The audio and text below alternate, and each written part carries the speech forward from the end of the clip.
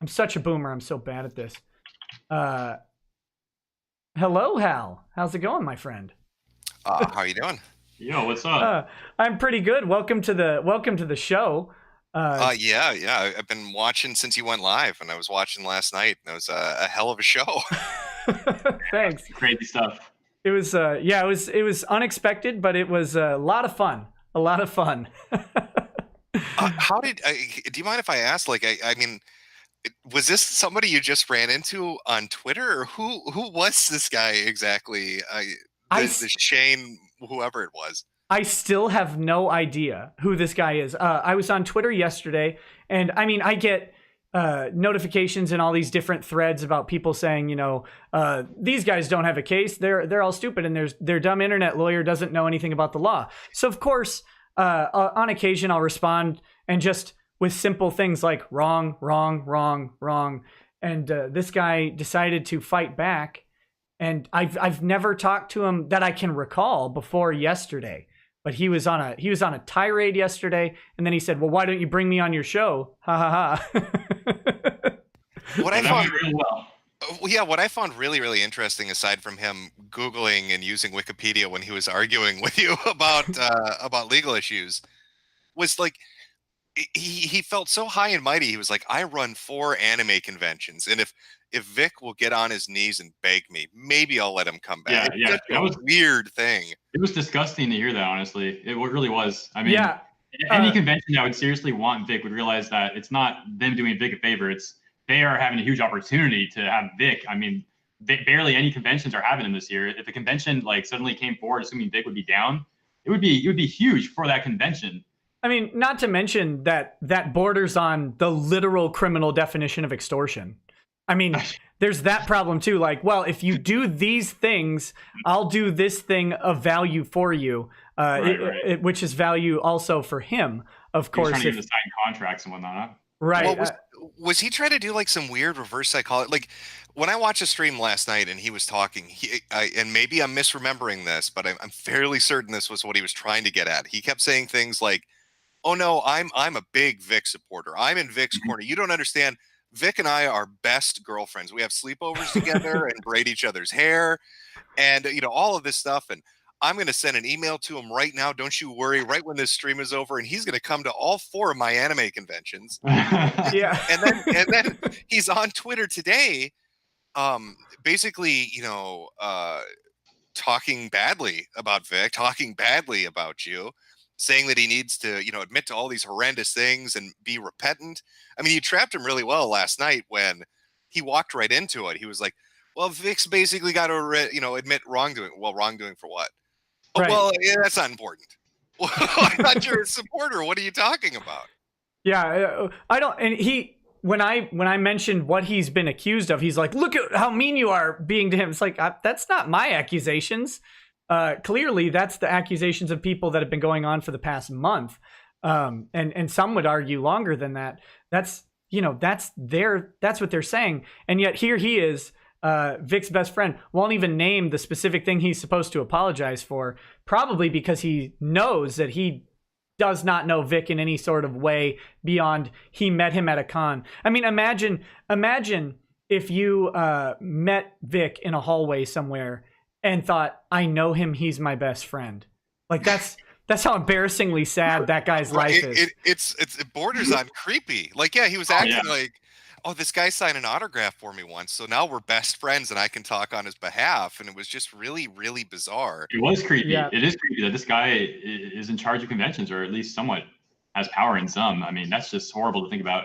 And there's only one guy. I mean, there could be other people we don't even know that are just like that also in other conventions. Right. Like, is he representative of what these people that are kind of coming down on Vic are, want him to do all these things and jump through all these hoops like some kind of trained poodle? Is that mindset this guy has? Is that prevalent among them all? Because it's really weird.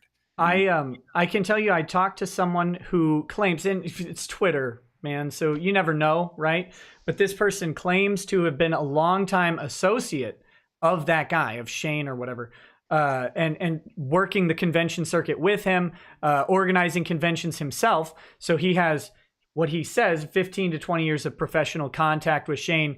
And he basically said that he is fully believes that Shane probably is talking to the anti-Vic voice actors, and and that they may have had some involvement in whatever was going on last night. Oh, I have no doubt. The way that guy acted, the way he went about the entire conversation, the things he said, he is 100% not on Vic's side. That's my take on it. I'm 100% not on his side. The funniest thing is when he said the chat was on his side. Dude, self-awareness has decreased. Yeah, like how the heck did you think? How did he get that idea? He must not have even looked at the chat. Like if he even glanced at it for a second, he would have known that was not the case. Right. I think he was talking about his Discord. I think he was looking at his Discord and like, no, they agree with me. Clearly, I'm winning this. He might have been. He definitely used the wrong technology, but he seemed disconnected from knowing what was going on that whole time. So that would actually make sense. And rumor has it, and I can't confirm this either, but rumor has it, his Discord was saying, "Shut up! You're doing this really poorly. You're doing terrible right now." Actually, by the way, why does he have a Discord? By the way, I don't think it's his. I think. Yeah, it must have been. Well, he's been trying to infiltrate the Rise and Bull Rangers, the Vic fan club. He's been courting / harassing the moderators. So here's this guy harassing who, by all accounts of everybody, the moderators of Vic's fan club are just underage girls that he has groomed.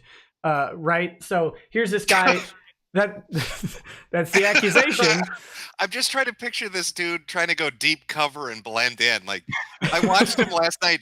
Oh, can somebody explain how do you do that to a chair physically? Like, he must be shitting himself at least 10 times daily to melt leather off a chair like that. Dude, you know what it is? He just doesn't get up. He probably just like rolls that thing to the bed and then just like slides off it. Like you know what I mean? Like every day. Can you? Well, you have to figure in the amount of soy milk that he drank on stream. That's probably factoring into the digestion a little bit. I love how he became a living stereotype with that. He was like, he's arguing with you and he's behaving like that, and then he's like, just a second, I want to make myself look better. I'm gonna go drink some soy milk and come back and argue with you. I'm gonna get up in my gym shorts and walk into my kitchen that I'm broadcasting from, bizarrely, and grab some soy milk. And also, there's a shoe on my cutting board. What's happening? Really? I not even noticed that. What the heck? But yeah, I don't know. But the guy said, the guy who was talking to me today said, he's known him for a long time. He's been like this for a long time, so he's not surprised in his position. But he legitimately believes that the other voice actors opposed to Vic are talking with this guy. And I mean, to be fair to him, if he is truly an organizer, or he listed himself as Akon's organizer on his LinkedIn, although the Akon CEO would take some umbrage with that, I believe. I don't know how I would know that, but the Akon CEO... I would be taking umbrage with associating with this guy at all. I'm amazed that people aren't pretending like I don't know who he is. We have no association with this soy drinking retard who went on stream last night and read Wikipedia articles at a lawyer. Yeah. It doesn't surprise me. Yeah, absolutely ridiculous. And so the CEO of Akon was like, this guy's full of it. He doesn't represent us. And then I have it on a very, very good, exceptionally good authority that Vic Mignogna does not even know who this person is. He kept trying to pass it off last night, like they legitimately knew each other, that they were in contact with each other. Yeah, I mean, he even told you. He even told you, no. You get a hold of Vic's. What did he say? You get a hold of Vic's lawyers, and they can confirm that I know him, and we'll send you. And then I saw him on Twitter today, and he was like, "Well, here's the thing. I'll invite him to 4 conventions, but first he has to sign a contract, agreeing to our harassment policy." And then I think he responded with like, okay, well, has he seen it? And he's like, no, but he can go to my website and read it if he wants to. Well, you're best friends, right? Send it to him. What do you mean you haven't sent it to him? Yeah, and by the way, a ton of people have Vic's email address. I think it's like listed on his fan page. Yeah, it's open. Yeah, he could have found it on stream. He's talking about, I gotta redact it. It's like, I would have said it, but he was struggling so hard, and I didn't want to help him. It's like he was the kid in The Sims swimming in the pool, and you take the ladder out. Yeah. But no, so yeah, he's obviously ridiculous. Although I do believe that he has some association with some of these people that they thought they were going to get something out of yesterday. My theory is maybe they were thinking that I would, quote unquote, admit to knowing Vic's legal strategy and spill the beans or something like that, as if I'm just some Mary Sue runner. I don't even know if that's the right term. I think he was looking for like a soundbite. He was looking for like a gotcha moment where either you became unhinged and said something that he could be like, oh my God, look what this guy is saying. Or he was looking for you to admit to knowing something that you're not supposed to know. Yeah. But he was so, he kept lighting himself on fire that the only sound clip he would get is people laughing at him from the hour and a half of like the debacle that he put on. Do these people not realize that it's my job to argue with people who put people in jail for their entire lives? It's my job to argue with a judge who has the authority to put me in jail if my argument is bad or disrespectful, I should say, if I'm in contempt. And it's my job to argue with people. People pay me hundreds of dollars an hour to argue with other people who are paid hundreds of dollars an hour to argue. Like they think I'm going to slip up in their argument with some guy in a 15-year-old chair in a trailer. Like what is their plan here? Are they miscalculating? Yes, they're obviously miscalculating this badly on everything. If he really does have, like, if he's talking to other VAs, they really, if that's their best that they sent, oh man, they're in trouble. Yeah, they are. Yeah, that's not good. they're in for a bad time. I liked too last night how he was like, he almost said it when you were arguing with him. Oh yeah. When he wanted to, when he was going to say, he started saying alt, and then he stopped, and then it's like, bad people. I'm going to say bad people. It's completely different letters. I don't know how he jumped from where he was going to go. He tried spinning it. Then he was like, people that the alt right even wouldn't associate with. Yeah. Okay. So Jim, what's your theory on why he was afraid to say caters to the alt right? Because I mean, Bronx, of course, called me an alt right lawyer. That worked out well for him. Other people have used the same thing. I mean, tons of people use this. I think it's pretty easy why, personally, but yeah. I mean, okay. So what's the thought on that? Like, why is he afraid to say the alt right? I think he knew it would expose him as not a Vic supporter, even though everything, it was obvious he was not really a Vic supporter, but he kept trying to pretend like he was. So if he started using, throwing around alt right, talking about the viewers and whatnot, then it would be like, oh yeah, you're definitely not a Vic supporter. I mean, this is like what the other side's doing constantly. They call us alt right, they call us homophobic, they call us all kinds of stuff that we're not, Yeah, I'd agree with that take. And I think too, one of his big points last night was, you're like, well, how do we do this if you're not going to do a lawsuit? And he's like, well, we have to stop the Twitter wars. Yeah. So I have this feeling like he didn't want to, he was trying to tiptoe. He wanted you to say stuff. He didn't want to say it, because if he says it, then he exposes what he really is. But if he gets you to say it, then he can latch on and be like, well, you're not aligned with the real values of why we're here. You're not really fighting for Vic. You're fighting for the alt-right. You know what I mean? But if he brings it up, then you're like, well, what are you talking about? We're here to talk about, what's going on. And I don't understand why you're bringing that up. He was so close to messing that up. I bet that's when the Discord he was talking to turned on him. Yeah. Imagine unironically having the plan of getting Twitter people to stop fighting each other. That'll work. Yeah, just ask them nicely. Hey, please stop. Give it up. Let's be nice. Be there. Yeah. Be there, guys. Be there. We just need to Rodney King meme that guy all day. Can't we all just get along? Yeah, it's brilliant. Real quick, guys. I'll be right back in literally a minute. Yeah, go ahead. Yeah, it was a brilliant strategy. I mean, listening to his bullet points examples of what to do. Well, first we need Vic to tell everybody he's a horrible rapist. then all we do is we stop the Twitter wars, and the next thing you know, he's working again. That's really all there is to it. It's a brilliant strategy come up by the guy that runs 4 anime conventions. Right, 4 weeks. 4 weeks and he's in. No big deal. Oh, and so you noticed that he said, I asked him, okay, what convention, where's the venue, what's the date? And he named a convention, but he said that they hadn't picked a venue or a date. Well, right on the convention's webpage is a venue and a date. Oh, yeah, I noticed. He was like, yeah, he tried to he was really weird. Anytime you tried to ask him anything specific, he got really vague about any answer that he would give. So when he's mentioning all the conventions and stuff, you're like, oh, okay, well, when is that? And he's like, well, we don't know when we're going to do. Well, most anime conventions are pretty good about keeping the same date or generally the same time of year every year. Right. So it's really bizarre that he wouldn't be able to be like, well, even if it's not this specific date, we think it's going to be sometime, the second or third week of this month.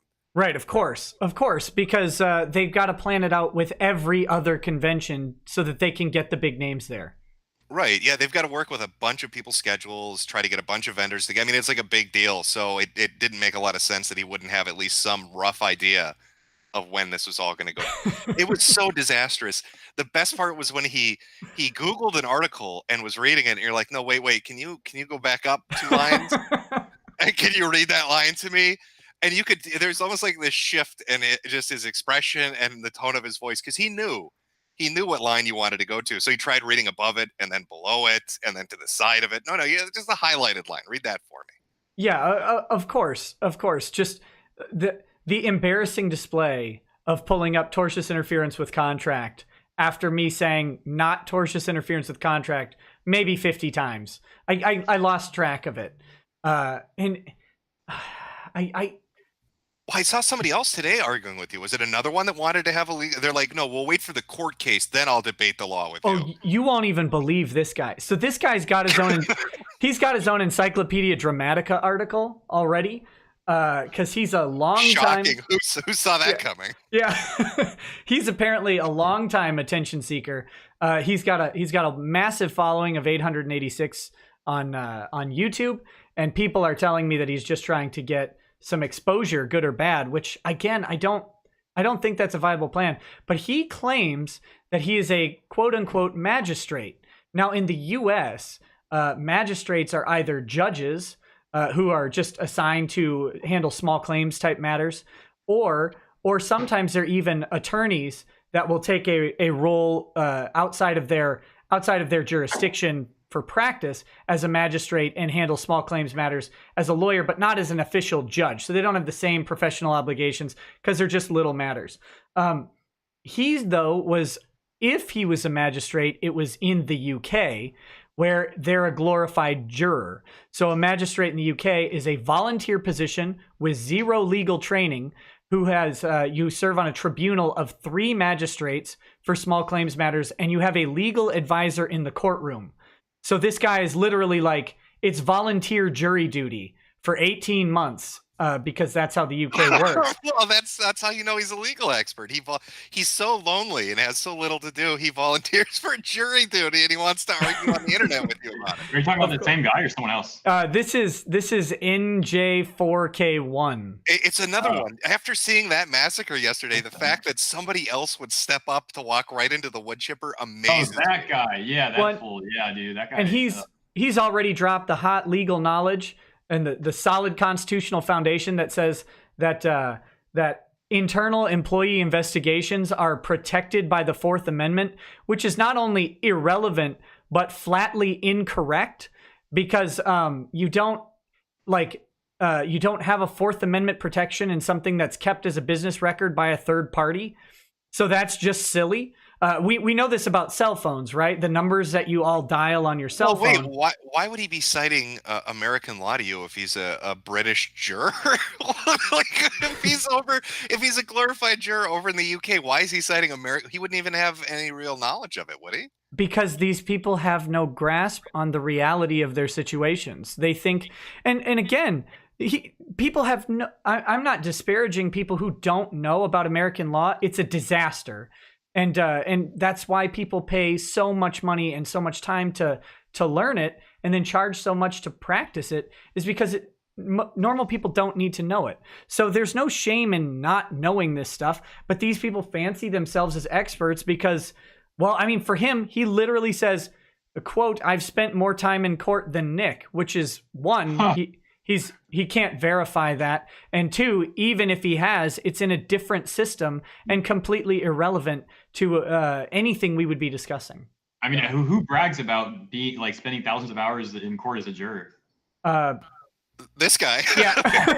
This guy does. I usually try to get out of that, not trying to get in there as much as possible. Semi-sentient zucchinis, I guess. I don't know. the guy is embarrassing. These people. He backed out right away. Like I was watching that exchange, thinking, okay, you're going to get him on tonight, or you're going to get him on tomorrow, or something, and then he backed it up real quick. Right? It's like, no, we'll wait for the court. We'll wait for the court. We'll wait for the court. That was the dumb thing, because I didn't. He's like, yeah, I guess I could go on to Nick's show, and I'm like, I didn't invite you. So not really. And then he's like, look, if you want to have me on your show, and I'm like, no, you're not invited. So then he's like, okay, you're trying to bait me into being on your show. Nope. You weren't invited.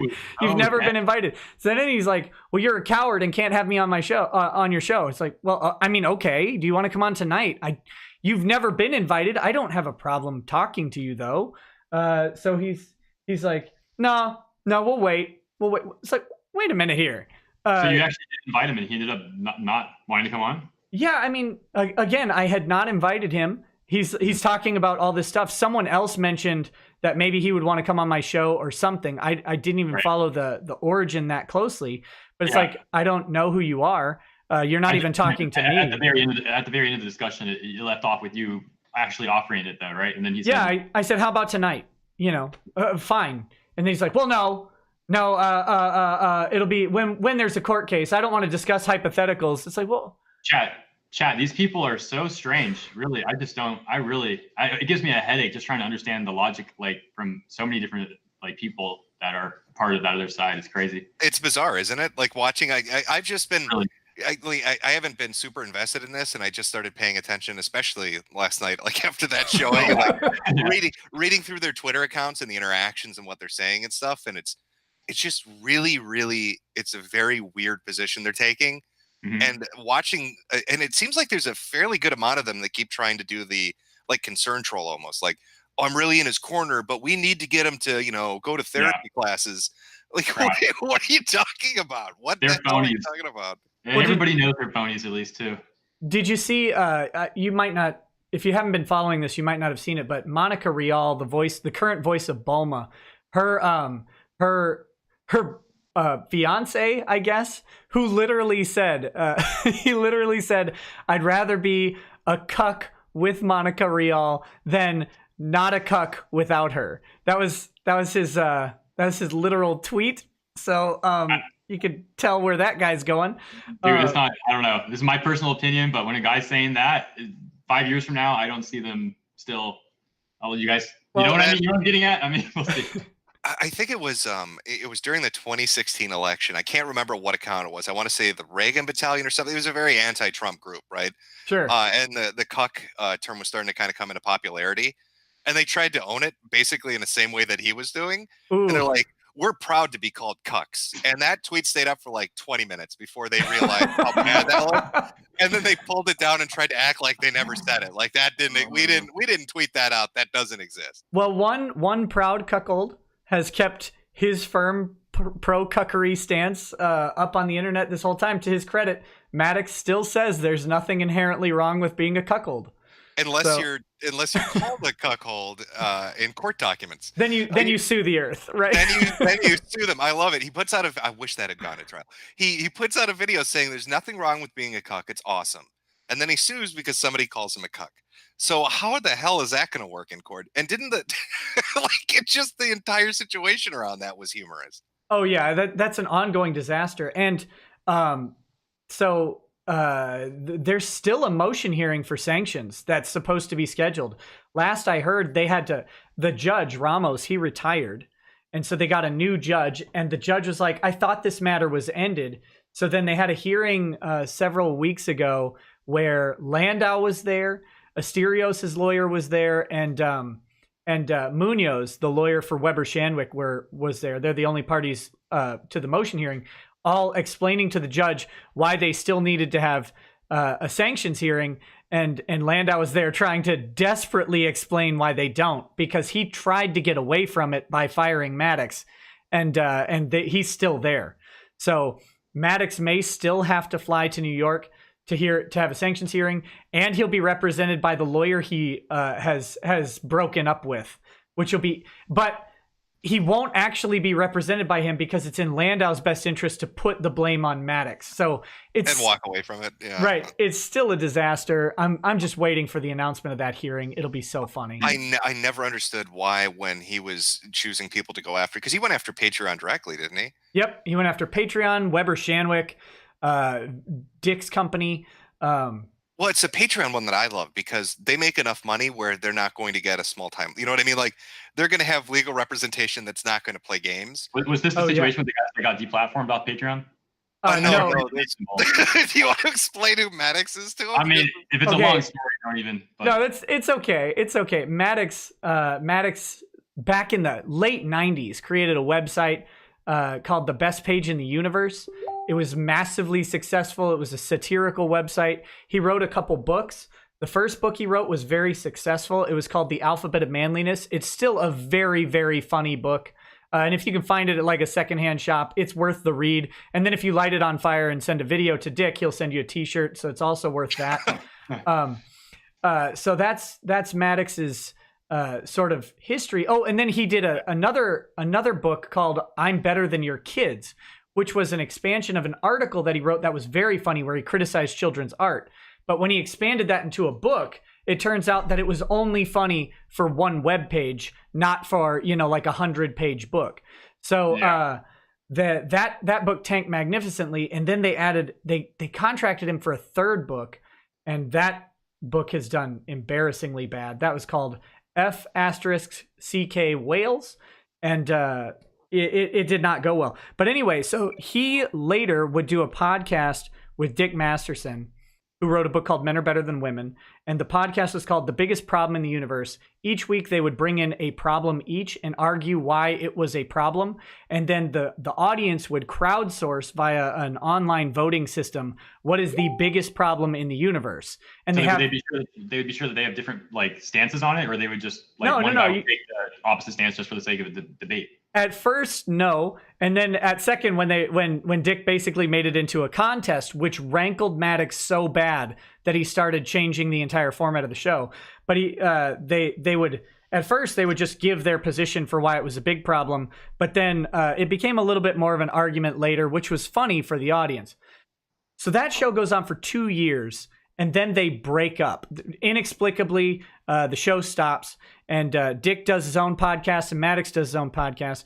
And people are asking, what the heck happened? Because this podcast is very successful, very popular. And Dick says, artistic differences. And then after a couple weeks, he basically says, Maddox ended it. And then people start wanting Maddox to tell the story and they don't. And so then it devolves into a kind of a back and forth flame war. And Maddox ends up making a video calling Dick a rape apologist and getting actual commercials that he had recorded for Domino's and stuff like that canceled by sending them this video saying he's a rape apologist by taking a line from one of the shows out of context. Oh, wow. So then Dick just goes on and makes fun of him for the next several months. Banter back and forth. Maddox can't handle that banter and sues Dick and Asterios, who's just a Greek comedian who goes on the show from time to time, and Trevor Burt, who's a guy who made a parody character called CUUUUCKS, and then Weber Shandwick, who is Asterios' employer, Dick's company, which I won't name for his own privacy, and then the two other founders of Dick's company. They sued Weber Shandwick's general counsel. They sued that guy as an individual. They sued Patreon. They sued a Patreon customer service rep by the name of Jordan Cope. They sued everybody to the tune of somewhere between $20 million and $400 million. We don't actually know because the lawsuit was written so poorly that you can't tell. So that happened. He hired the most comically bad lawyer I've ever seen. The document that he drafted, it was so bad I thought Maddox wrote it and just paid someone to file it. And then we found out that wasn't true. And his lawyer has enough DUIs that he never gets to drive again. So that was a little embarrassing. And he's giving me a run for my money. Is that what you're saying? Yeah. I didn't want to say anything. I'll go there. That's okay. I'll go. But so he has now, mind you, this is a lawyer. And who has these DUIs. So you should be able to negotiate something out. I mean, that's your job. But whatever. the real problem with him is how bad he was at representing Maddox. And long story short, after costing everyone tens of thousands of dollars, it all gets dismissed by the angriest, like 80-year-old New York judge who appears to be a Trump supporter, which was even funnier. And when Landau is in court saying, but he called my client a cuck, and the judge is like, so? He really said that? Yeah. Well, he said it means like a fool, right? We're not talking about a literal cuckold. We're talking about an idiot, a jerk, a dummy. And it was a massacre. But Weber Shandwick, actually, like you mentioned, Patreon hiring lawyers. The lawyer Weber Shandwick hired, Michael Munoz, was like 14 years on the New York Ethics Board. Like, he is the Boy Scout attorney, supercharged lawyer, a fantastic lawyer by all accounts. It was a mess, and Landau was completely ill-prepared for it. Maddox should honestly be considering malpractice claims against him, because it was... Well, the thing I found most interesting about it, like, they had a really popular show together, and then they break up. And I think a large component of why that lawsuit happened wasn't just that, Dick was teasing him, which he had every right to do after the crap that Maddox was doing. But it's that Dick was doing so wildly successful. When you compared their Patreons after the split, Dick was making like 20 to 25,000 a month, and Maddox was making like $800. No, not even like 140. Yeah, it was not. It was ridiculously. You could tell who the audience went with in that, and I think it drove Maddox crazy.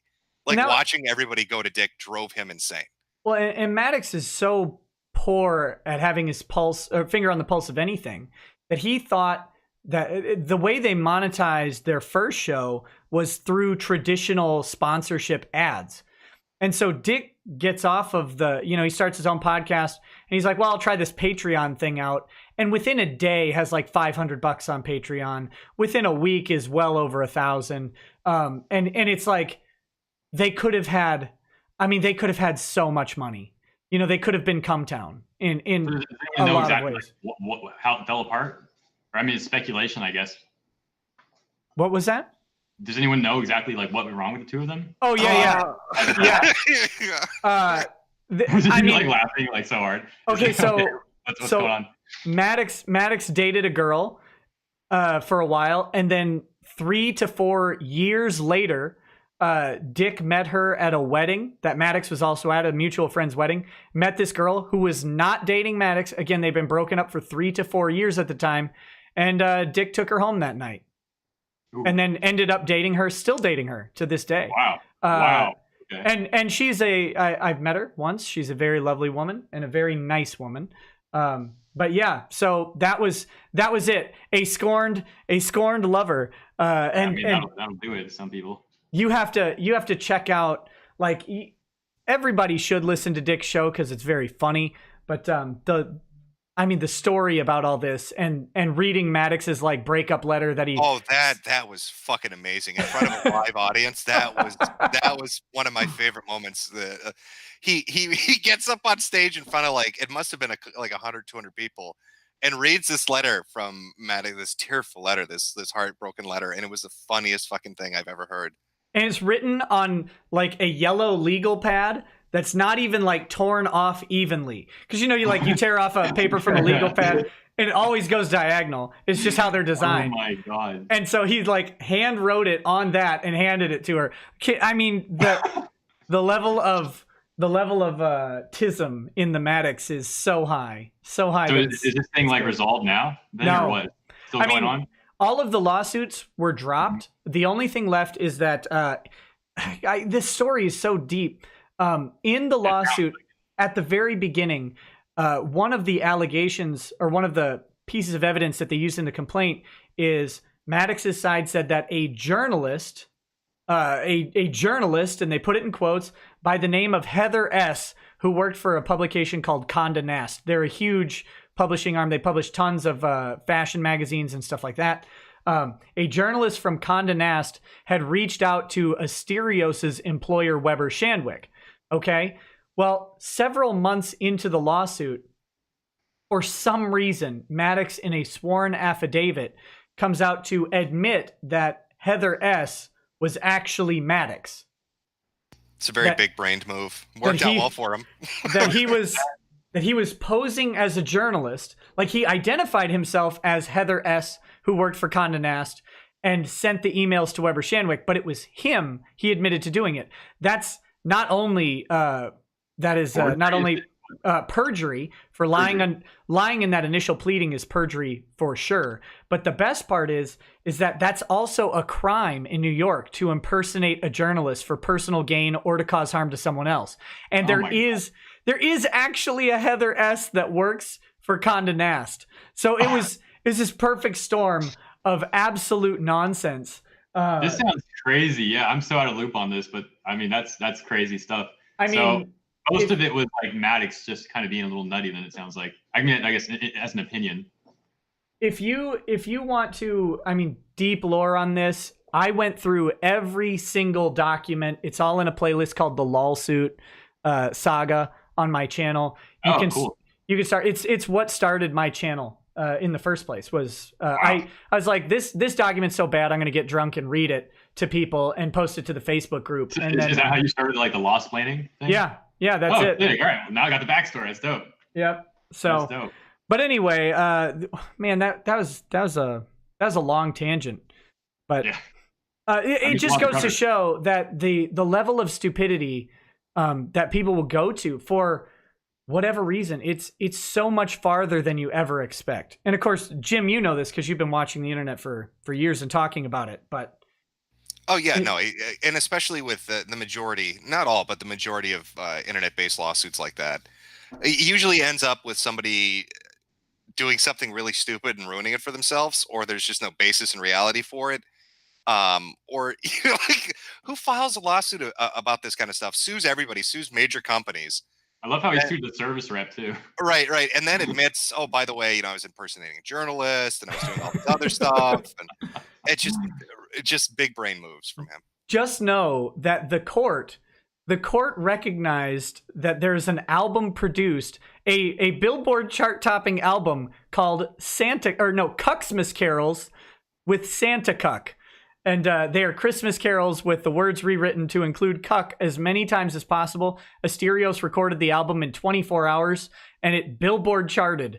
So, and then that was used as evidence in the lawsuit. So there's a point in the transcript at one of the motion hearings where they're like, can you turn to page 72 or whatever? And the judge says, you mean the part about Santa Cuck? And it's like imagining an 80-year-old New York judge who's in the commercial division, so they're outside of the regular court and into the accelerated business only court because it involved these major companies, going, all right, let's talk about Santa Cuck and Cucksmas carols. Oh God, it's so funny. That is gold. That's like something out of a show. Like, that's not even like real life, but no, it is real life though. That's crazy. Yep. But real life is always funnier. Always funnier. Oh man, I'm learning that more and more, especially this month. So, but anyway, back to last night. That guy is out of his mind. These voice actors are out of their mind. None of them have any plan. Did you see that he like privated his Twitter for like a good 30 minutes or I don't know, 15 to 30 minutes? He privated it. I'm gonna guess he was deleting stuff. He was trying to get rid of stuff that's gonna make because he made it public again. Yeah, that's usually what they do. Yeah. Yeah, if he was just trying to like hide forever, he would just left it private. But yeah, it was like for 15 to 30 minutes ish. So I'm kind of on the same page as you with that. Yeah, he definitely deleted a lot. He was deleting things because he was very critical of Vic, and I think part of his plan was to get the narrative out that he was just for ending everything, but at the same time realizing that, oh my gosh, I've been spouting off on Vic negatively for the past like 3 days. So I don't know. I wonder if anybody got a chance to archive it, because I'm going to guess if a lot of it's archived. Yeah. Because I saw a lot of people screen capping the anti-Vic stuff from him. So I'm going to guess that people archived that. I hope they did. Usually you should do that before they go into delete everything. I'm like 99% sure that is. I don't know about all of it, but I was looking at the archive earlier today, and there's a lot of Vic stuff on there regarding him talking about Vic. Yeah, I've got so much stuff I have a dedicated email address just for this archive stuff. Good idea. And I have so many submissions that I have to go through. Yeah, so that guy last night, I think, made it pretty apparent that there's a dedicated group. Depending on how far you want to say is they're dedicated to it, but it seems like he was working in concert with people. It seems like I don't know if they're trying to damage control it, if they're trying to shift Vic into a certain direction, if they're trying, I don't know exactly what they're trying to accomplish, but it seems like they're working together to accomplish something. They don't know what it is either. I mean, that's the real reality. They have played this wrong from the moment it started. I mean, if Funimation, for example, had never tweeted out anything about an investigation, if they had never tweeted out anything about not supporting or condoning harassment in the same Twitter thread, like immediately following the tweet that said they were cutting ties with Vic Mignogna, there'd be almost no case. It'd be like, sorry, Vic, peace out. If they should have left it like Rooster Teeth did, honestly, right? Like just very simple, just like we are severing ties with Vic Mignogna.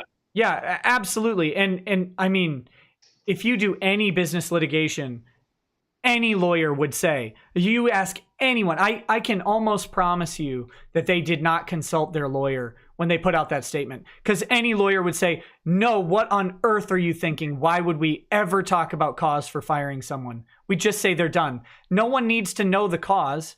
There's no purpose to it. So then you combine that with the ridiculous conduct of the voice actors, and then them disclosing that they were part of the investigation and then faking swats in the same breath. Yeah, can you explain that to? Like I said, I followed this kind of at a surface level, but the faking SWAT thing. Can you explain exactly how that fits into all of this? There's a how do we describe her? A rotund individual. Okay.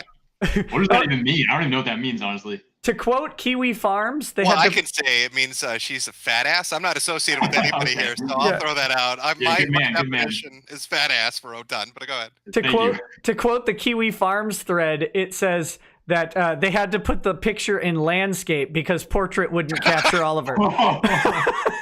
So she is apparently on the investigation. Self-professed on the investigation team at Funimation. However, what she did was she claimed that she was swatted. Just a couple days ago, claimed she was swatted. I can't remember her name. Was this the woman on Facebook that posted a picture and it turned out it was from 3 or 4 years ago? Yeah, that's her exactly. Oh, okay. Yeah, no, okay. All right. This is the same one. All right. I think I get where we're going. Okay. I mean, again, like you could just Google like shotgun doors, and of course. Yeah, you know what cops always do? When cops are going to bust down a door, they do a breaching round to the door handle because that's how cops breach a home door. No, if you're getting swatted, pro tip, they're going to use a battering ram with 2 cops, and those guys are going to be covered. They're not going to use a breaching round, and you don't breaching round a door handle, you breaching round the hinges of the door. That's how you breach a door with a shotgun. But you don't actually do that to a civilian home because you don't know who's on the other side of the door. Yeah, honestly. What I love the most is the way she said that, like, after the cops helped her fix the door. That does not happen. Like, dude, the cops don't help you fix the door after. This reminds, didn't she blame it on Vic fans that did this? Of course. Yeah, of course. It reminds me of what happened to Elon Musk when journalists were getting really angry with him. There was a female journalist, I can't remember what outlet she wrote for. But she got into an argument with him on Twitter, and they were having responses back and forth. And he caught her in some kind of lie or something she was doing that wasn't really above board and made her look stupid. And so in retaliation for it, she went out and said, look at all the harassment I'm getting from Elon Musk fans. That was her response. It's the fans of his that are doing this, not my fault at all. It's always that's something that's been really prominent in these things. You know, with ComicsGate, it was Ethan Van Sciver's fans are attacking me, which is Ethan's fault because he controls them somehow. Diversity in Comics, his fans are going after people because he has some sort of control and therefore some sort of responsibility, which is of course ludicrous. And that was actually in Maddox's lawsuit. The vast majority of things that Maddox accused Dick of were actually perpetrated by quote unquote fans of Dick, although no verification that they were actually Dick fans. The only time there'd be merit in something like that, right, is if that person literally like had a call to action, like, and told those people to do that specific thing, right? In that case, that would be a different story. And maybe maybe. Like incitement is not this this thing that everybody thinks. Like if you just say we should kill all Irish people or whatever, that's incitement to violence. It's actually not. Incitement to violence is to target a specific person and have a reasonable belief that violence is imminently imminently going to occur to that person. So this goes back to Brandenburg versus Ohio, where the KKK is in downtown or in a park in Ohio saying, or in like Cleveland or whatever, saying that they should hang all the blacks. And they weren't using that term, obviously. They were using very unfriendly terms to YouTube. Right. But the Supreme Court's like, no, that's not actually incitement to violence, because it's a general statement setting out a political belief. As reprehensible as it may be, that's not actually incitement. Now, if there was a black guy there and they said, we need to hang that guy, different story. Right. But yeah, also the cases too, like with Musk, Diversity in Comics, and Vic, they're not even doing it. Like, not only are they not doing it and saying to their fans, go out and do terrible things or go out and mess with somebody, they're not even doing it in a playful way like O&A used to do, where they're like, oh, wink, wink, don't go to this, a newscaster's Facebook page and say terrible things. You know what I mean? Oh yeah. Right. Yeah, like they know what's being insinuated. Right, but nobody's doing that. That's the craziest thing. And I remember seeing this lady's Facebook post, and then I remember somebody finding the same picture on her Facebook With like the sweating? 3 or 4 years before that. Dude, what was she thinking? Like, didn't even make a different account to like at least try and hide it. No, oh my God. Literally the same Facebook account. Her name is even big, Samantha Inu Hart. Yeah.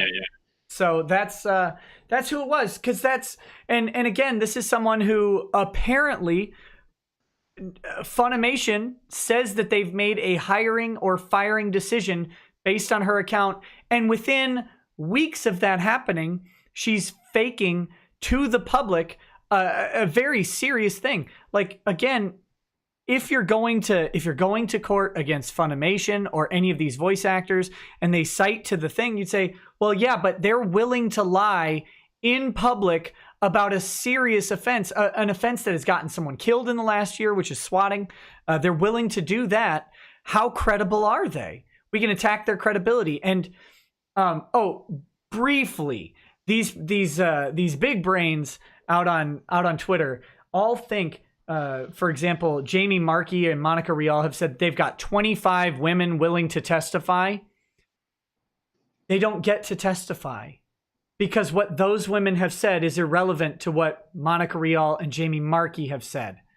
So you don't get to just parade in a bunch of people to assassinate someone's character in court. You only get to do that on Twitter. You don't get to do that in court because she's trying to give it like her mob rule, like bring them into the court, like the same like kind of thing. Yeah, our justice system realized a long time ago that if you just have a brigade of people, that is not relevant to the issue at hand. It would only be relevant if you're challenging each of those people's statements. But if you've got 25 people to back up your claim, they're never going to testify. Ever. Maybe some of them will show up in deposition, and you know who they're going to depose because you get to pick the deposition. They're going to depose the dummy who decided to fake a swatting account, and they're going to have in deposition them saying, now, did you or did you not fake a swatting account on Twitter? Like, yeah, yeah, I did. Isn't it true? She actually did try to spin it off as like, did you hear her excuse by any chance? It was like, no. She said something along the lines of like, well, what did she say? She said, I really did get swatted, but I didn't want to use current pictures because it would leak my address. So I used old pictures. That's like paraphrase. That's what she was getting at. It's like basically what she said. Now, if I'm not mistaken, someone immediately contacted the whatever county she lived in, asked them for the swatting report, and they said there's been no SWAT team deployments. Well, obviously that police station must be Vic fans. There are more Vic fans that are covering up this tragic event. Right. Yeah. It's a disaster. None of these people have any plan. None of these people know what's going on, and they've all. I mean, you've got Monica Rial, I think, stating that she doesn't need a GoFundMe because Sony's lawyers are gonna Sony's got billions of lawyers or whatever, and they're really good. And she was trying to talk shit on the people who donated to the GoFundMe. Right. She's like trying to talk shit on them and Vic, and like, you shouldn't take your fans much. Like, oh my god, these people are just going off. So is this turning into a PR thing? Like, I can't imagine. So they're talking about we've got 25 women that are they're going to say all this stuff. Is this just bluster? They want to get out there and say like, look how bad this guy is. We have 25 women that are willing to talk about it, knowing that that's not going to happen in court, but just wanting to get some kind of a PR spin out publicly about it before this advances farther. I guess, but it's weird because I think they're trying to save their convention appearances. In all honesty, at this point, that's what the voice actors have to be trying to do is, look, we know that if they win the narrative on this, that their convention appearances disappear. That might not bring Vic's back, but theirs is gone. Marty did lose one already, I believe, right? Did you guys know about that?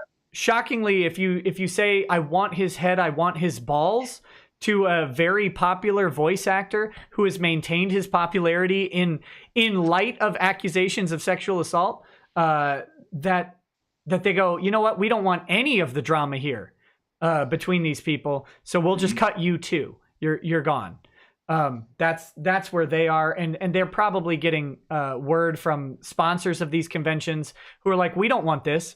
We don't want this. We want people to come and spend money on little figurines. And anime DVDs. We certainly don't want people showing up with a hashtag KickVic t-shirt coming to blows in like the windmill slap fest that would ensue at an anime convention between a KickVic and I Stand with Vic. Do you think that's going to advance to that point? I mean, are we going to see like voice actors up giving speeches at conventions with KickVic t-shirts on and shit like that? Is that coming? I don't know if they're... I doubt it, personally. I don't know if I think the voice actors would be expressly disallowed from it, but we're talking cosplay here. So you wear a cosplay with someone with like a long robe or something like that. You get into the convention, you pull it off, and you've got a stand with Vic or KickVic shirt on underneath. I think that's entirely predictable that you could in fact have like a stupid little mini battle line of each side screeching at each other in the middle of a convention. I just don't see the VAs wearing like going around wearing shirts. Well, I think the VAs would be told that if they do, they're gone. Yeah, because that's. But yeah, I mean the fans doing it and starting an altercation that leads to physical violence and makes the news. And I mean some of the sponsors of these shows are like Mattel, trying to sell toys. Are we gonna read news articles about 19 Naruto's injured in Kansas? Yeah. Something like that? And I do think it will be like that too. Like a lot of people are going to cosplay Vic characters like more intentionally. Like maybe not wear the shirt and everything, but I wouldn't be surprised if more people are like cosplaying like Ed and Crow and people like some of the cons that are still supporting Vic are giving free admission to people who show up as Vic characters. I heard about that. Yeah, that's awesome. So yeah, it's I mean all of the sponsors of these shows have to be worried about it devolving into violence because it'll make the news, it'll make them look bad, and they don't want their brand associated with it. So the fact that Monica Rial and Jamie Marchi are out there laying out these very provocative and semi-violent tweets puts them in a bad light. Marchi's suffering from it by losing one convention. We may see more soon. I just don't know what I guess their PR is. If we've got people backing us up, then maybe we won't lose the spot. Maybe we'll see that numbers getting less and less, surely. I mean, the fact that Funimation announced Vic's firing. Funnimation's got a Twitter account of 760,000 followers, and they got like 20,000 likes on that. That's not strong support, especially considering Vic's announcement that he was lawyering up and there was a GoFundMe got something like 17 or 18K. And he has 100,000 subscribers. So I mean, you're playing a numbers game. He's got 6-1 support over Funimation's firing decision. Well, the likes and retweets on Twitter, the amount raised with the GoFundMe, even the stream viewers you're pulling on, and other people are pulling on videos and streams related to this. They have to know where the support lays. Yeah, I mean, if they don't, they're just blind or ignoring it. Somebody in a boardroom somewhere in a suit has to be sitting down and thinking, "Crap, Yeah. How are we going to get out of this? Because this is not going to be helpful for our bottom line if it continues. Yeah, but to be fair, that suit may have cat ears on it. Possibly. So my question to you guys, if someone like Jamie Marchi or one of these voice actors is on a public, like Twitter, social media, but they're putting that they're an employee of X corporation, are they not like representative of that company? Like, aren't they accountable somewhat to the tweets they're making? They're in Texas. The Texas rules of principal and agency, or more appropriate, vice principal liability are extremely broad, and I think Funimation never saw this coming, because if they did, they would have had clauses in all of these voice actors' contracts that have a non-disparagement versus other voice actors policy in them. And if they were on top of this, which again, I think everybody miscalculated. Everybody thought, no, this is no one comes back from a sexual assault allegation. Yeah, we're fine. Yeah, we're fine. So we'll let them go. And it's been like a growing thing. Like right away from the beginning, they had a lot more support than they do now. But it's been a combination of like the lack of evidence and the fake bullshit, like the swatting and the craziness on their side, like I want his head and all that stuff. It's like more and more people. By the point we're at now, I don't even know if we're the minority anymore. I feel like we're the majority, but I don't know for sure. But yeah. I've definitely noticed a big change in the dynamic, though, for sure, as opposed to like when this was first starting. Has Funimation lost its window? I know a lot of times when like bad PR kicks in and lawsuits are getting talked about, sometimes what a company will do is say, oh, well, you see, the person that runs the Twitter account or the employee that we have in charge of it or the company we have in charge of it spoke without our authority, so it isn't representative of what we want. But they left it up for far too long, right? They can't pull something like that as a deflection, can they? My understanding is that it's still up, and that would be that's beyond it. That's beyond their. Yes, they've missed the window on that one. I think now their solution, if I had to speculate, is depending on what Vic wants, obviously. But if I had to speculate, Funimation's best course of action is to say, you know what, we will apologize. We will make a statement like you're suggesting, Jim, and say, you know what, we did not authorize the release of this information. This information is not correct. Our internal investigation was inconclusive, as was stated in the IO9 article, and that we will actually continue to work with Vic Mignogna as appropriate. And then, of course, behind the scenes, if I were his lawyer negotiating that out, I would try and get some guaranteed contracts on some specific roles that they could announce right away. Because to be brutally, like the Shannon, the man named Shannon from Rooster Teeth, who's tweeting today, he's like, well, how does he come back from this? What are they going to do? Are they going to undo the past? It's like, well, you know what? If the corporate entities, if Rooster Teeth and Funimation are willing to step back and say, you know what? These voice actors don't speak for us. We don't agree with their assessment. We made a decision based on some bad information, and that we are retracting that, and we will continue to work with Vic. If Funimation does that, if Rooster Teeth does that, then Vic's back at conventions in 12 months or less. Because what about the conventions he lost this year? I don't know that there's coming back for most of those. Maybe some by the end of the year. It'd be hard to say. Well, I mean, is there still? Would you say there's still a potential like litigation then for those? Oh yeah, losses? Yeah. I would say there's litigation for any of them potentially. But what's gonna matter, and this is what these people don't understand, is that any lawsuit that they bring, they can, if they find just a smidge of evidence, they can depose and include as part of discovery subpoena requests for communications between any of these conventions and any of the voice actors or any of the corporate entities or anything like that. And more importantly, the corporate entities as part of a settlement. Like let's say Funimation wants to settle this. Part of that settlement might be, yeah, we'll actually, as long as you promise not to disclose it, we'll give you all of the communications we've had with any convention host, with any voice actor, with any other contractor. We'll give all of that to you to make your job in discovery easier going forward. Because Didn't something similar to this happen in ComicsGate? I can't remember if it was Ethan or somebody else. They were going to have a comic published, and somebody in the business contacted the publisher and got it so they wouldn't do that.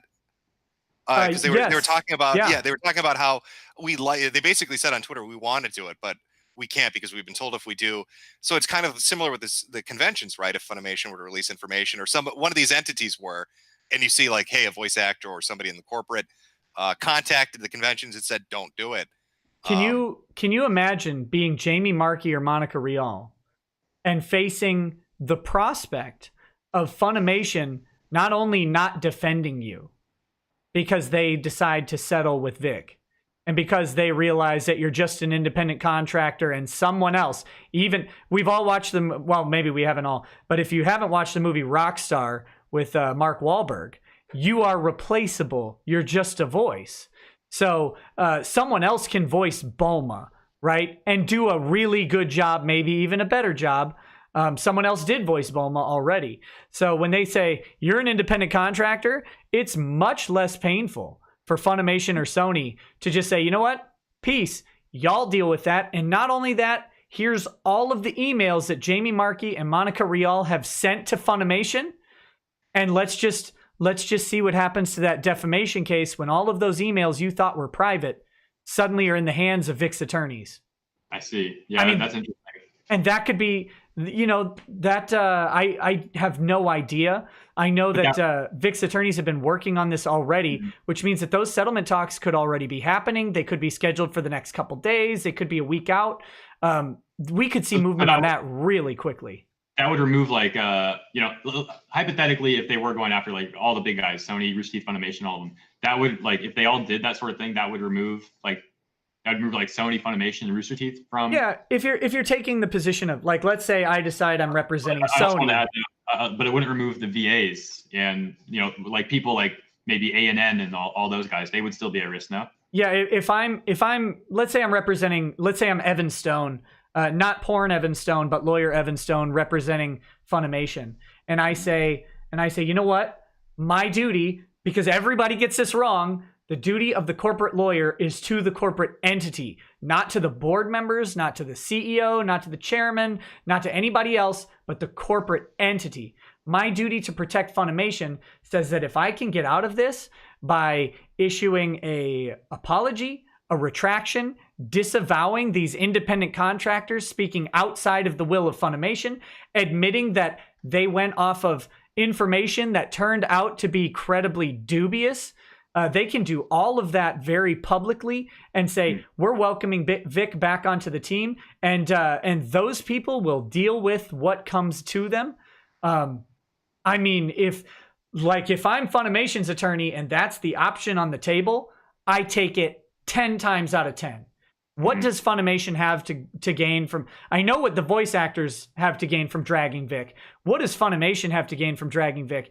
Absolutely zero. They've got to have been watching the metrics, as we were talking about before. Yeah. They've got to say, not only was this not super popular opinion is swaying against us. And I don't know if you've seen this, Jim, but Funimation's unsubscribe button for their paid service broke. Really? From the amount of people using it? No, well, I mean, they're just hard to say for sure what happens. Well, what I'm curious about is, I mean, it's one thing to speculate on which way they're going to go on this, but it just feels like with the amount of time that's passed, do you think it's part of their corporate culture to back something like this? I mean, it seems suicidal, but maybe this company is run by people that aren't the most intelligent. Here's what I'm going to say. From what I've heard, and I have good sources on this, the Japanese have a huge amount of influence in what's going on at Funimation. Dragon Ball Z Broly, or Dragon Ball Broly is Super Broly or whatever, that movie is one of the best performing, if it's not the best performing US release anime, I don't know what is. It did 30 million domestically, 100 million overseas, or when you combine them, which is huge. And that 30 million comes entirely from the dub, pretty much, from Funimation. Like, they have massive amounts of control. They have influence over casting decisions. And we're talking Toriyama, the creator of Dragon Ball, and Toei Entertainment, the owners of the Dragon Ball IP. They have influence over this stuff. And do we think Japan really care. Like, Japan is not a bastion of catering or pandering to Western sensibilities. Like, they tend to still have girls with giant anime titties running around, right? Like, so if Japan is run on dollars, period, or yen, as it were, they don't care about this. If they start seeing, and the voice actors out there should probably take note that if Toriyama and Toei look at this and they go, well, I mean, Funimation's gone. Like, Funimation has destroyed the Dragon Ball brand. We'll bring any other studio on. And, you know, they didn't hesitate to recast the Japanese cast for Dragon Ball Super. They would not hesitate. Bulma, Vegeta, all of them are very expendable. I mean, especially when a lot of those gays have hurt now their reputation. Now they're even more expendable. Yeah, I mean, I could do a Piccolo and a Vegeta in a pinch. They can certainly find someone better than me to do it, and find an equal replacement to Chris Sabat. The fact that they're contracting with Funimation is not a security blanket for Funimation. If they start interfering with the Japanese's money, they're gone. They're gone in a heartbeat. Why would they keep them? Who cares that Sony bought them? It's Sony America that bought them, not Sony Japan. Do you think there's pressure coming from the East right now? Do you think that they're starting to notice this more as it continues onward and picks up momentum? Yeah, I think every single minute that this is loud and that people start saying, like, if I put on my tinfoil hat, right, that button didn't break. The unsubscribe button didn't break. The unsubscribe button was disabled by Funimation because they were hemorrhaging money. And yeah, that's what I was gonna say. My understanding is that they run on a pretty thin margin already. And if we're talking that they're hemorrhaging money where they're facing next month or the next month, maybe we don't make payroll if we keep losing subscribers. Tell you what, we'll disable this unsubscribe button by accident for a couple days. People will complain, but you know what? By the time we come back, think about it this way. What if that unsubscribe button was disabled moments after the lawyer for Vic contacted Funimation? Let's say that happened. Let's say that, or maybe even it wasn't that. Maybe even it was just moments after they heard that Vic was lawyering up and that Funimation was on the potential chopping block there. Let's say they disabled that unsubscribe button and said, look, part of our corporate strategy is we weather the bad PR of the unsubscribe button because we know that the favorable PR of having Vic back will be better than having to to get someone to resubscribe is to just delay their ability to unsubscribe until we've resolved this. If that's their plan, and I mean, this would never, ever come to surface, but if that's their plan, then they preserve subscribers. They release the information that Vic is back on board. The people who are like, you know what, screw Funimation are like, wait a minute. Okay, so Funimation got duped by a bunch of blue hairs. I'm okay with that. I'll stick. If they're going to stick with Vic, then I will stick with Funimation, and they don't have to recourt those subscribers. That is a brilliant plan. And that's a good point too, because the people that would have unsubbed might have found an alternative source, a different website or something that they like more. So even if they did bring Vic on at that point, they might still not even subscribe back because they have a new service they're using that they like. Right. It's always easier to keep someone than to get their business back. Well, how many VAs? And again, like I said, surface level, but do you think there's some kind of weird collective blue hair bargaining behind the scenes? Do you think that they tried approaching Funimation? They're like, you need to kick him and you need to keep him kicked. Otherwise, we're just all going to walk. I think that's very possible, personally. Let me tell you what happened. I'll just tell you what my sources tell me. They tried to get Vic kicked on the sexual assault allegations, and as according to the IO9 article, the investigation came back inconclusive. They tried to do it before Broly was cast. When they heard Broly was being cast, they're like, you know what? We don't want Vic. Use the Japanese recast. And this is getting very specific. Use the Japanese recast as an excuse to recast Vic.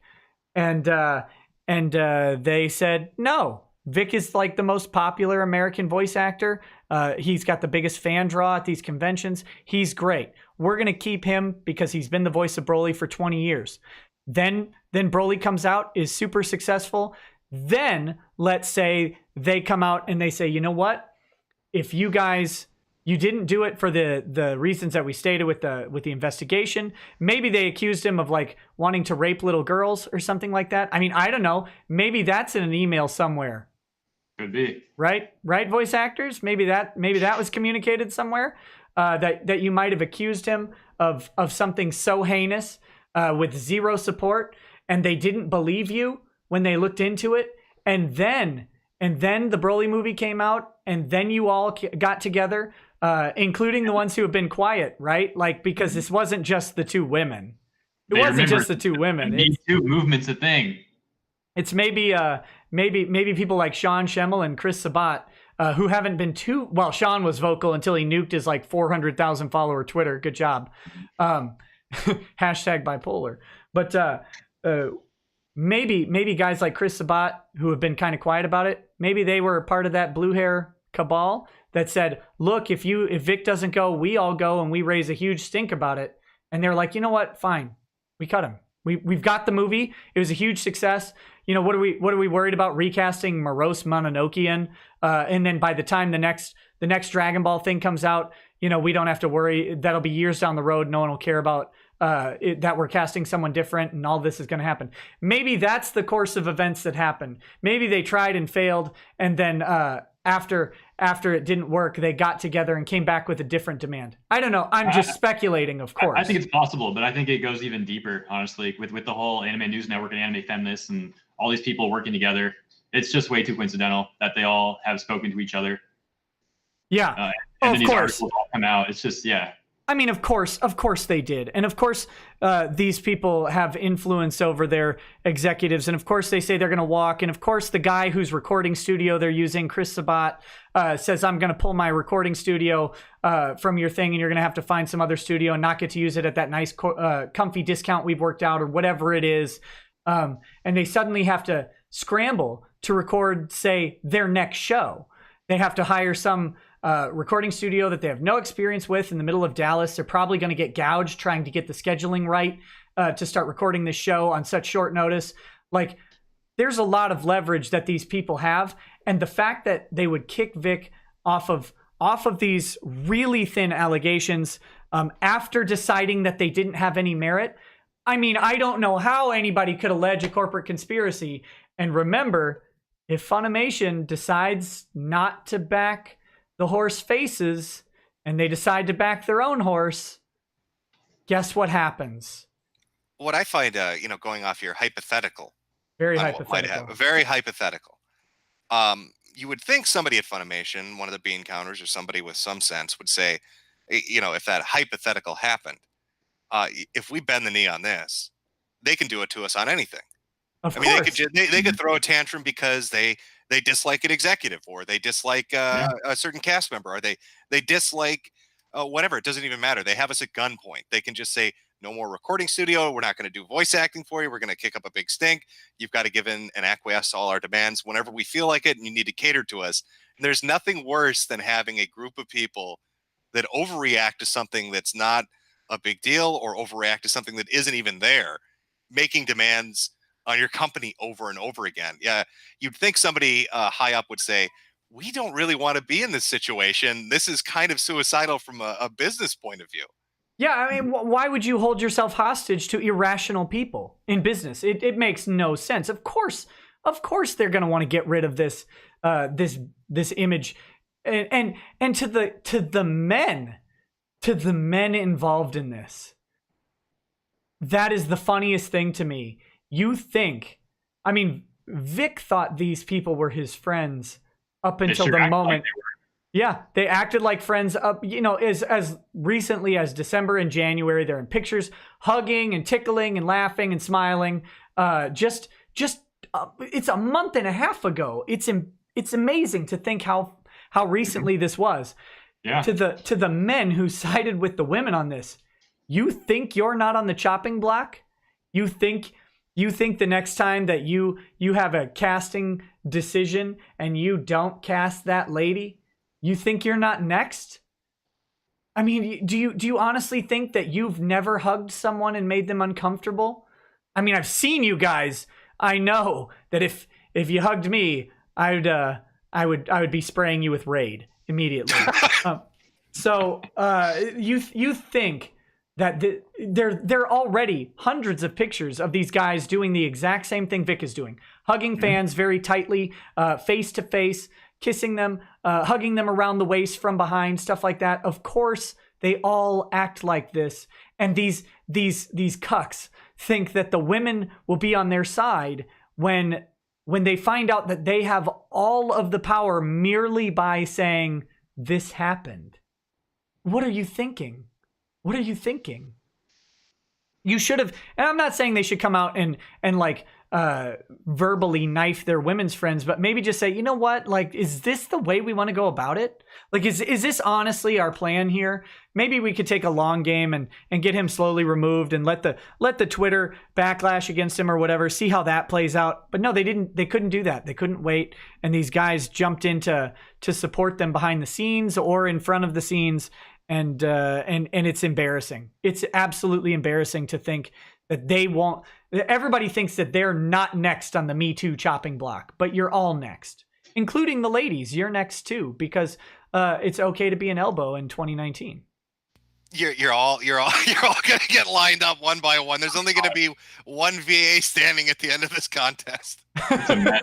It's a freaking mess. Yeah, all you need is that guy from Police Academy. He could do all the voices and sound effects. Why are we hiring all these different people? Problem solved. Yeah, let's fire the whole staff and just go with this one dude. He was great in those movies.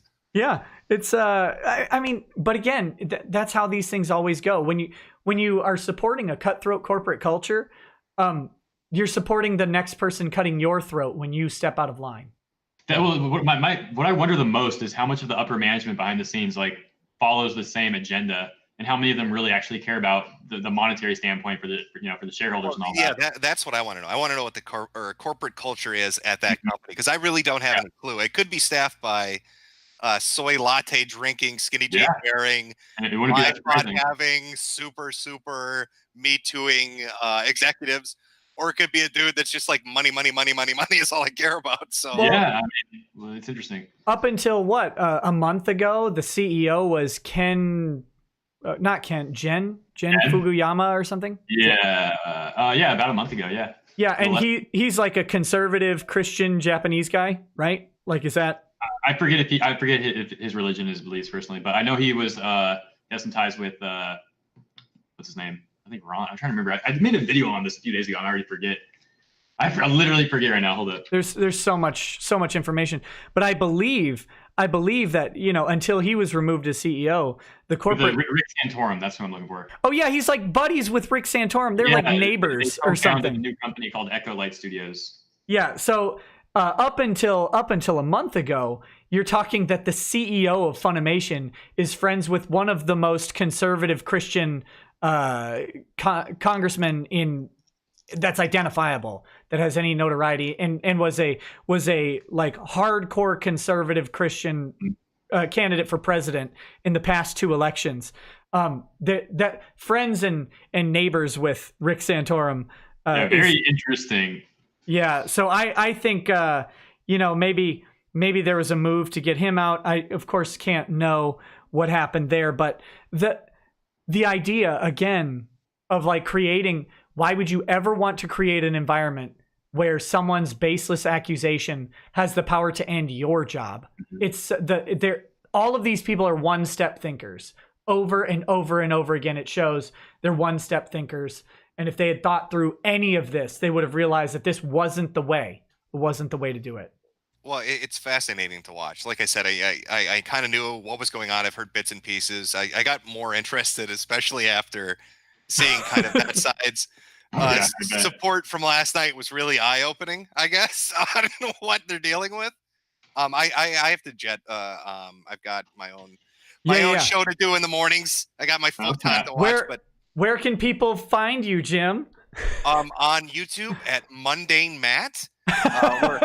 All the hottest videos you could ever want to watch and the best live streams that have ever existed. But it was embarrassing when you cried. Oh, I know. I was so emotional about that button. What could I do? But no, thanks for having me on, guys. I enjoyed talking about it. It was a pleasure, man. I really hope I hope somebody in corporate just puts the brakes on. Put the brakes on. You know this is going to end in disaster. You know it. It's going to fuck with your money.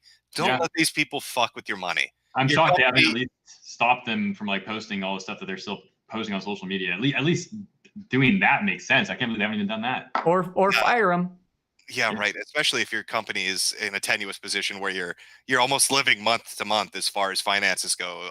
This is just not a brilliant decision. But take it easy, please. For the love of God, get more people like Shane on. I will try. So entertaining. I want to see more of these people. I want to watch you tear them apart. That's great stuff.